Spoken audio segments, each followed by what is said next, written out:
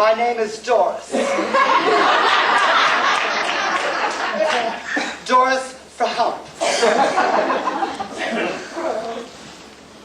This is a nice cigarette, isn't it? I'll bet you, if I thought real hard, I could remember my first cigarette.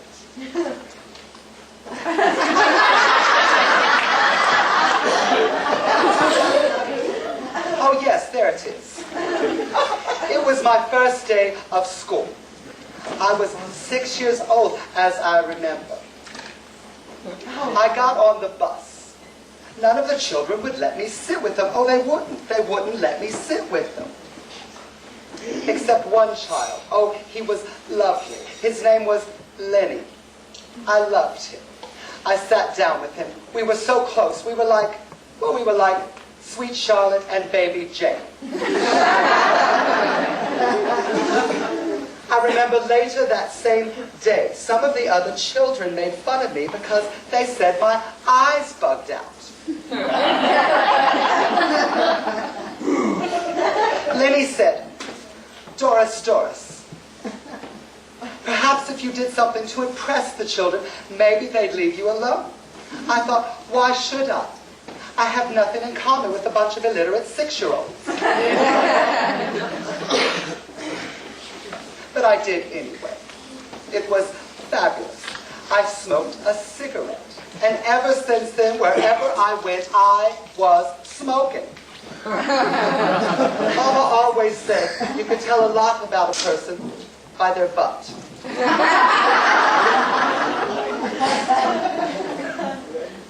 We spent college together, Lenny and I did. Oh, we did.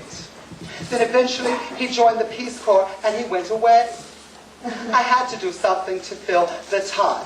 I took up solitaire. Now, I got very good at it and knew, Doris, if you played your cards right, you could be the world's solitaire champion. And I did. I went on tour. I went to fabulous places, as I remember. Russia was one of them. I was in a power plant once, somewhere in Russia. Chipmunk, Charbroil, Chernobyl, that's it. I couldn't find an ashtray.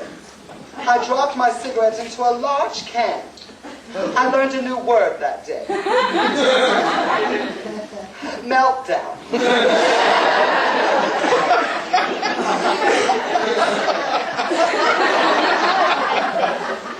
On my way back to the United States, I had the pleasure of visiting and receiving a World Championship Solitaire medal from the President. Oh, I did. It was President Kennedy. His name was Jack or John or Marilyn or something. I don't remember. I remember him saying to me, he said, Doris, I've heard so much about it. Could you show me your butt? Mama always said, never ask what your government can do for you as long as you can do it for him. I never understood what Mama said. Later, I tried to find Lenny again. I missed him, oh, so deeply. I went into the Peace Corps myself. First day, I met who would later become my best good friend. Her name was Ima Jean. Oh, we were close. I loved her. I did. Oh, Ima. She lived, breathed, ate, slept, walked, and talked peas. Green peas. It was peas porridge this and peas porridge that. She said she had a recipe for everything with peas. Pea po' boy, pea pasta, pea gumbo, pea Lorraine, pea quiche, strained peas, candied peas, fried peas, green peas. She knew her peas, and she knew her cues.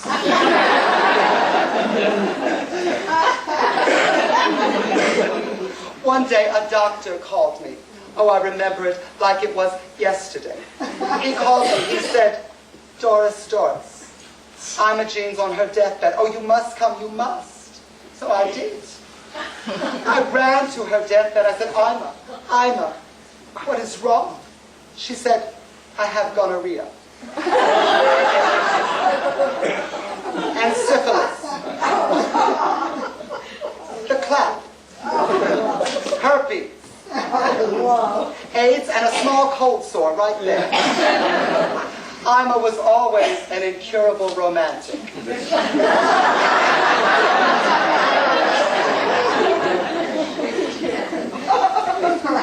On her deathbed, I promised Ima I would open a pea company in her honor. Maybe you heard of it. The Ima Frump Pea Company.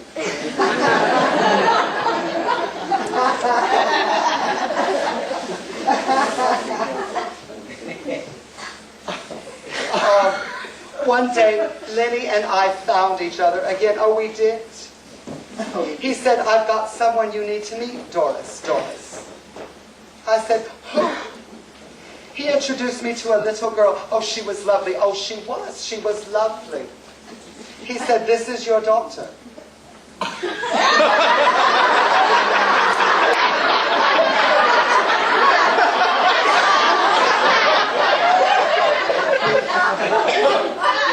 What the hell?